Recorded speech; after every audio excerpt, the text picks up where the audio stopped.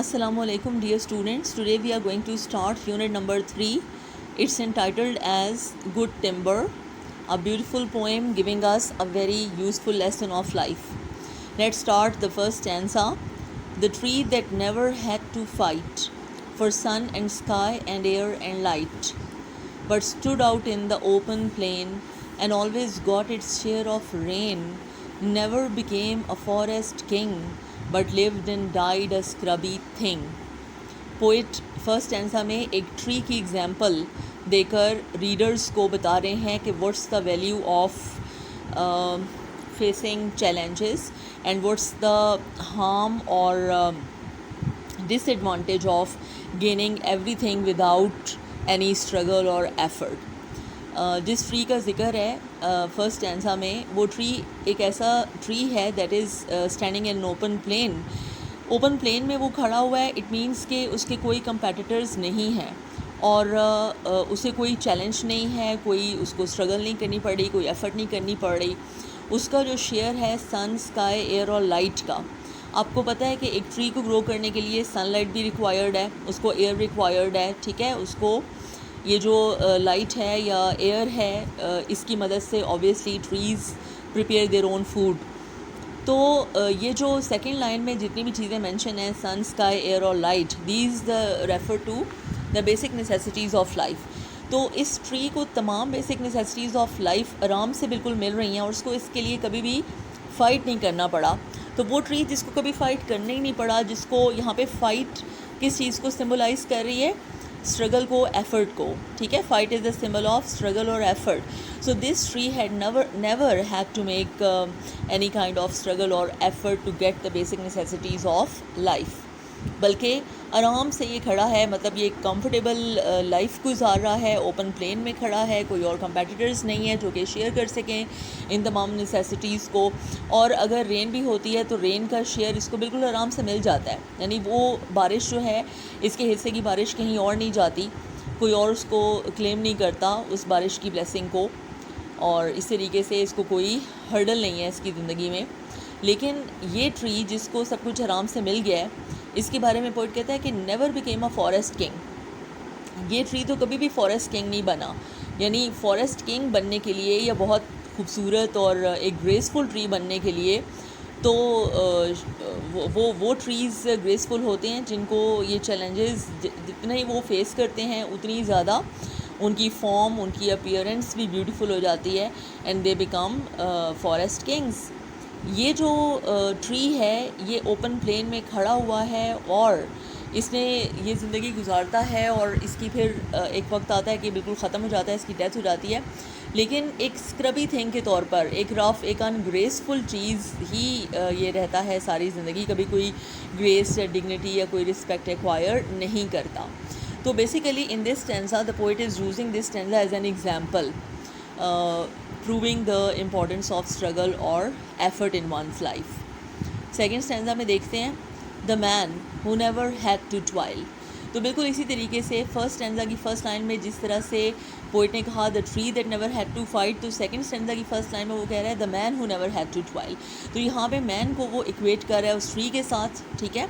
या हम समझ सकते हैं कि ट्री की एग्जाम्पल उसने बेसिकली मैन के लिए दी कि बिल्कुल जिस तरीके से वो ट्री जो कि फॉरेस्ट किंग नहीं बन सका कभी भी because of not facing any kind of challenge in its life, बिल्कुल इसी तरीके से वो मैन जिसको कभी ट्वाइल नहीं करनी पड़ी, जिसको कभी ट्वाइल का मीनिंग होता है हार्ड वर्क, एफर्ट, तो जिसको कभी एफर्ट कोई नहीं करनी पड़ी अपनी ज़िंदगी में to gain and farm his patch of soil, कि अपना पैच ऑफ सॉइल, अपना जो पीस ऑफ लैंड है उसको एक्वायर करने में भी कोई उसको स्ट्रगल नहीं करनी पड़ी और उसके ऊपर फार्मिंग करने के लिए भी उसको कोई स्ट्रगल नहीं करनी पड़ी.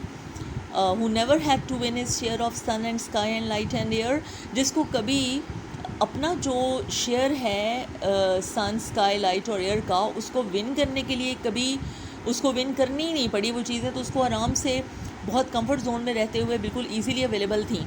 अब यहाँ पे नोट करें आपके सन एंड स्काई और light and air, these things are the symbols of requirements of life. So it means this person who is being discussed here in these lines, he had never to fight or struggle for obtaining the basic requirements of life, but all these things were quite easily available to him. अब उसकी condition क्या है? He never became a manly man.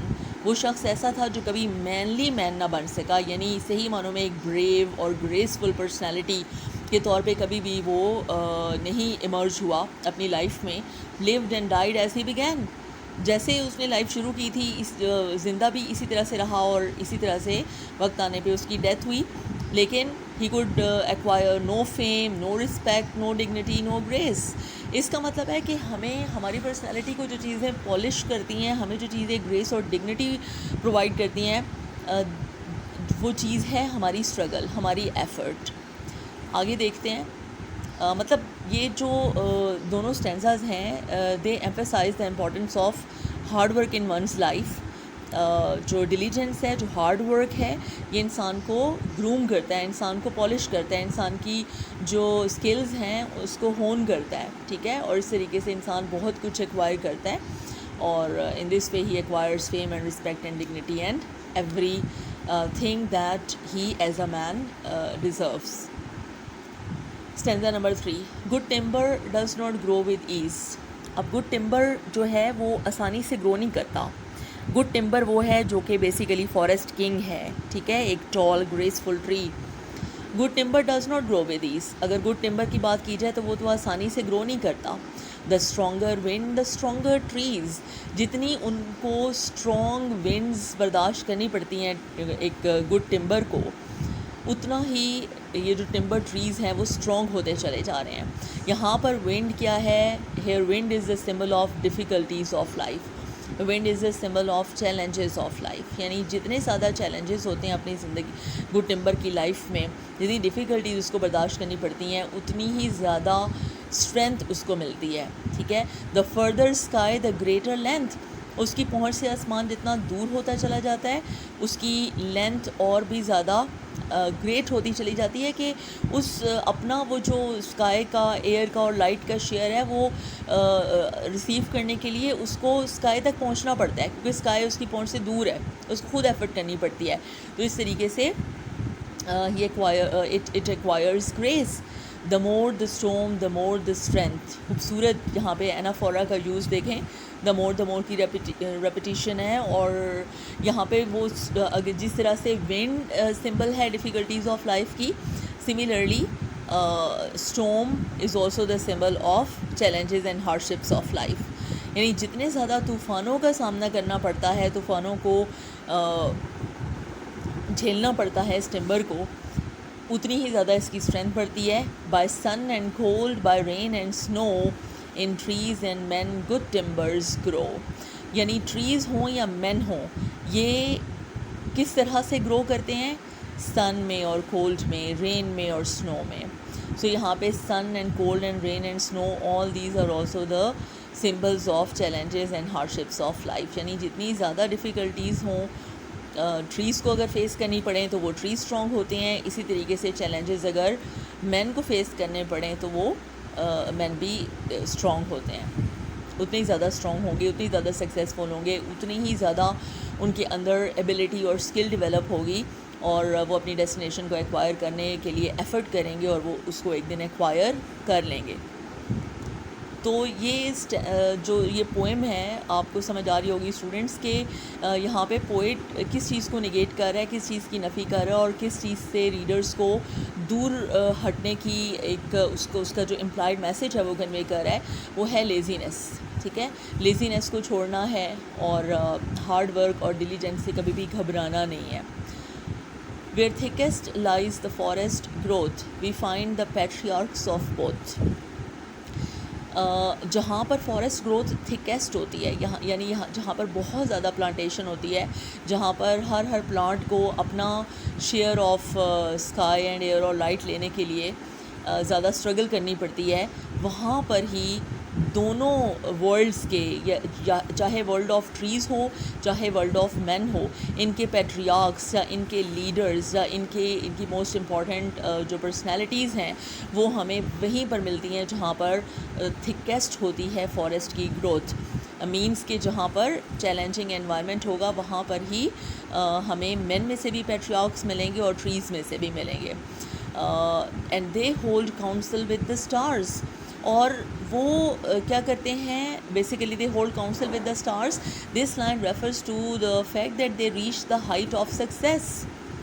Stars के साथ counselling करना मतलब बुलंदियों को छू लेना, मतलब कामयाबी हासिल करना, reaching the peak of success, the height of success. तो सक्सेस जो है वो कहाँ से मिली है? Hard work leads them to success. Hard work makes them hold counsel with the stars, whose broken branches show the scars of many winds and much of strife. जब ये मतलब ये जो स्ट्रगल है ज़िंदगी की, अगर ये स्ट्रगल ट्रीज़ कर रहे हों तो उनकी ब्रांचेस ब्रोकन होती हैं. और ये जो ब्रोकन ब्रांचेस हैं ये किस चीज़ की रिफ्लेक्शन होती हैं कि कई स्टोमी विंड्स को फेस किया है उस ट्री ने, ठीक है, और कितनी ही स्ट्राइफ या कितनी स्ट्रगल और चैलेंज फेस करना पड़ा है इस ट्री को ग्रो करने के लिए. तो this is the common law of life कि चाहे मेन हैं, जितने ज़्यादा चैलेंजेस वो फेस करेंगे उतने ही ज़्यादा वो ग्रो करेंगे. यहाँ पे हम ये कह सकते हैं कि जो ट्री है that is the metaphor for man, ठीक है. Basically tree here is a metaphor for man. और इसके अंदर जो पोएटिक डिवाइसेस हैं वो किस तरह की, जो हम राइम स्कीम को डिस्कस कर लेते हैं. अगर राइम स्कीम देखें आप इस पोएम की तो वो बन रही है AABBCC, ठीक है. इसके अलावा हमें स्टूडेंट्स इसमें रन ऑन लाइन्स या इंजैम्ड लाइन्स मिलती हैं. रन ऑन लाइन या इंजैम्ड लाइन कौन सी लाइन होती है? जिसमें मीनिंग लाइन एंड हो जाती है लेकिन मीनिंग वहाँ पर एंड नहीं होता, but meaning gets transfer to the next line. जैसे आप देखें फर्स्ट लाइन है the tree that never had to fight for sun. तो फॉर सन जो है वो नेक्स्ट लाइन में है. इसका मतलब है कि फ़र्स्ट लाइन के अंदर मीनिंग कंप्लीट नहीं हुआ, तो वो एंड स्टॉप लाइन नहीं है. अगर मीनिंग वहाँ पर कंप्लीट होता तो वो लाइन एंड स्टॉप लाइन कहलाती. लेकिन अब चूँकि मीनिंग ट्रांसफ़र हो गया नेक्स्ट लाइन में, तो that is called enjamb line और रन ऑन लाइन, और we can say that this line contains enjambment. तो इंजैममेंट की टेक्निक भी हमें मिलती है इसमें. और राइम स्कीम AABBCC कैसे बनती है? फ़ाइट को अगर आप ए साउंड कहेंगे तो लाइट और फाइट एक जैसी हैं, दोनों को ए कहेंगे. प्लेन अब फाइट जैसी नहीं है साउंड, तो we would call it B. अब rain is just like plain, so it would be BB. Then king is different from fight and plain, so it would be considered as C sound, C rhyme. And then king and thing both are alike. So the rhyme scheme of the first stanza becomes AABBCC, and the same pattern goes on throughout the poem. So we can say that this poem has been written in regular rhyme and rhythm, right?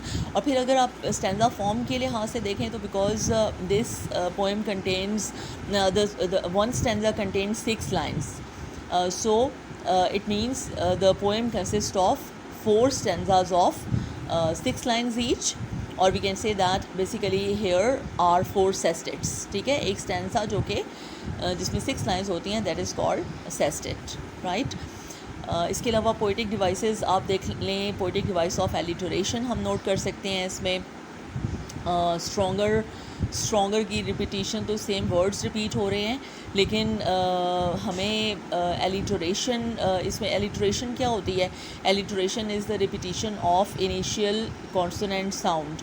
तो आप देखें कि कहाँ पर आपको alliteration मिल रही है. जैसे ब्रोकन ब्रांचेस में एलिटरेशन है, ठीक है, ब साउंड की रिपीटिशन है. और इसी तरीके से आपको repetition of the same words भी मिलता है, दैट इज़ कॉल्ड एनाफोरा. और हाईली सिम्बॉलिक है ये पोएम, ठीक है. Different words stand for some other things. So for example wind here stands for the difficulties of life, so wind is symbolic, and tree is used as an example to describe man, so we can say that tree is a metaphor for man.